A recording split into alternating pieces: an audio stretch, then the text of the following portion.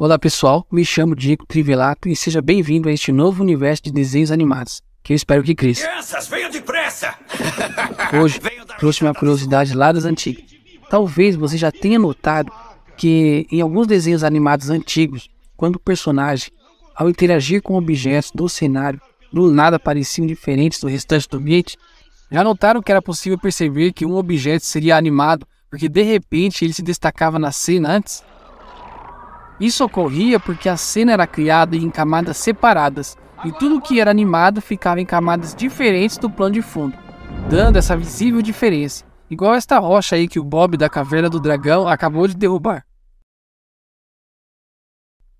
Esta técnica de animar em camadas, utilizada por muitos estúdios como Hanna-Barbera, MGM, Disney, economizava tempo e dinheiro, onde os animadores apenas animavam os elementos principais das cenas, como os personagens, deixando o resto do cenário e outros elementos menos importantes em uma camada separada de fundo. Porém, por diversas vezes, criavam cenas muito perceptíveis e marcantes para quem assistia. Bora relembrar alguns exemplos? Vamos lá. Vejam só, galera, nesta cena do show do Papaléguas, o Willy está perto de pegar um livro e destruí-lo. E o mais interessante é que conseguimos notar que algo vai acontecer com este livro antes mesmo dele ser destruído. Mas como assim?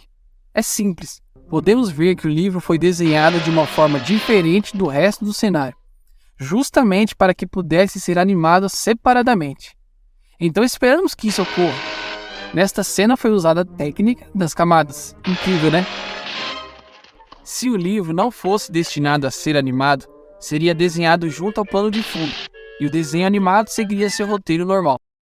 Era comum também ocorrer o inverso, ou seja, o objeto que havia sido animado em uma cena e não fosse mais animado, nas cenas seguintes já se integrava ao plano de fundo, garantindo a continuidade da animação. Essa transição abrupta era facilmente perceptível para o público. Observe atentamente esta cena de um episódio do Pica-Pau. A porta, neste momento, está junto ao plano de fundo. Só que pausando a próxima cena, é impossível não notar a mudança agora. A diferença na textura e na aparência da porta em relação ao restante da cena. A expectativa é inevitável, pois é óbvio que a porta irá se mover. E não é que em seguida o Leôncio abre a porta? A cena é rápida, mas o nosso cérebro consegue perceber a diferença nitidamente. Mas o que surpreende é que em cenas posteriores, a porta ainda aberta já faz parte do plano de fundo novamente, e é facilmente perceptível. Agora confira esse momento nostálgico do desenho Tom e Jerry, em que Jerry fica incrivelmente forte e avança em direção ao Tom. Observe atentamente o plano de fundo e notará um daqueles objetos utilizados em lareiras. Podemos até comparar a diferença do instrumento com a pá que está do lado. É evidente que os dois materiais são iguais. São os mesmos materiais, porém, os detalhes dos desenhos são diferentes.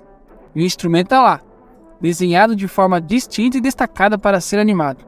É então que finalmente o objeto vem de cena, quando o Tom o utiliza para bater em Jerry. Que nostálgico, né, galera?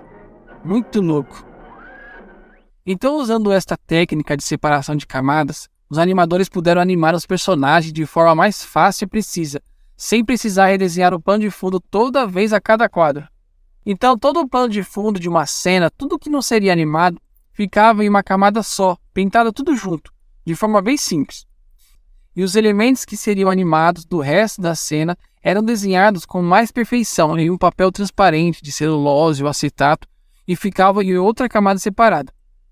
E quando precisavam animar algo que estava no plano de fundo, então era trazido para a camada da frente e desenhado junto aos outros elementos animados, criando esta nostálgica diferença tão perceptível, que querido ou não é o charme dos desenhos antigos.